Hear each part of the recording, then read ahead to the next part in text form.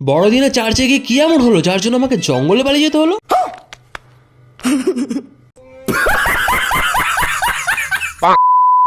তবে চলো শুরু থেকেই শুরু করা যাক। আজকে আমি চলে গেছিলাম আমার বাড়ির কাছের চার্চ সেন্ট স্টিফেন্স চার্চে। আমাদের এই চার্চটি রয়েছে দমদমের সেন্টার জেলার একদম কাছে। আমাদের মা বাবারা বলতো বাঙালির নাকি 12 মাসে 13 পার্বণ, বাট এখন আর বলবে না। এই চার্চে আজকে এত ভিড় দেখলাম, মানে এক সেকেন্ড দাঁড়ানোর জন্য নেই। বাট আজকে কিন্তু খুব সুন্দরভাবে সাজিয়েছিল আমাদের এই সেন্ট স্টিফেন্স চার্চটিকে। বাইরের এই লাল সবুজ বেলুন দেখে আমার এক মোহনবাগানী বন্ধুর কথা মনে পড়ে গেল। तू समझा? हाँ नहीं तू समझा नहीं। তা যাই হোক, পাবলিকের কিন্তু ছবি তোলার আর শেষ নেই, মানে লিটারেলি ছবি তোলার জন্য পর্যন্ত এখানে লাইন পড়ে গেছে। প্রতি বছরের মতো এই সুন্দর ডেকোরেশন করে সাজানোটা কিন্তু আমার বরাবরই ভালো লেগে থাকে। বাট এটা আমি কি দেখলাম?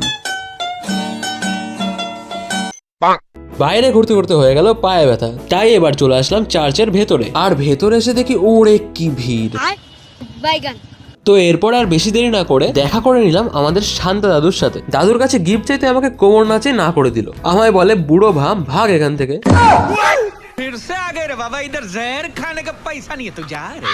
শান্তা দাদু যখন বলে দিচ্ছে তাহলে তো আর কিছু করার নেই, এবার তো আমাদের বেরোতেই হবে। আমরা বেরোনোর সময় দেখি কাতারে কাতারে লোক একদিক দিয়ে ঢুকছে তো আরেক দিক দিয়ে বেরোচ্ছে। আর এই ভিড়ের মধ্যে লোকের ঠেলাগুতো খেতে খেতে পেয়ে গেছে খিদে, তাই পাড়ার পল্টু কাকুর দোকান থেকে দুখানা জাম্বো রোল নিয়ে সেরে ফেললাম পেট পুজো। আমরা এগ রোল সাটাতে থাকি। তোমরা ভিডিওতে একটা লাইক করে চ্যানেলটাকে একটু সাবস্ক্রাইব করে দিও। Bye bye.